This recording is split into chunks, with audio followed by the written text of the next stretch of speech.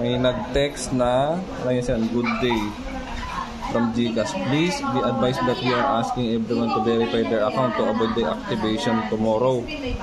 Oh, click mo ngayon yan, nawala na yung 6K mo. Ganun lang?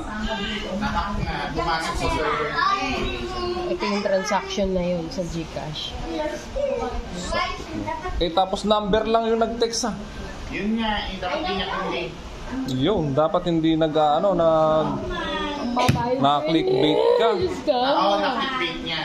Ayan o, ito yung transaction. Ayan o. Ayun, ubos yung 6,000 ni Ma'am Jen.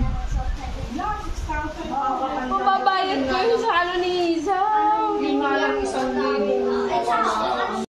Yun, nabiktima po si Ma'am Jen ng tinatawag natin na phishing, ano. Huwag po tayo magkiklik na mga link pagka may mga nagte-text po sa atin na gano'n. Lalo at number lang naman yung nag-text.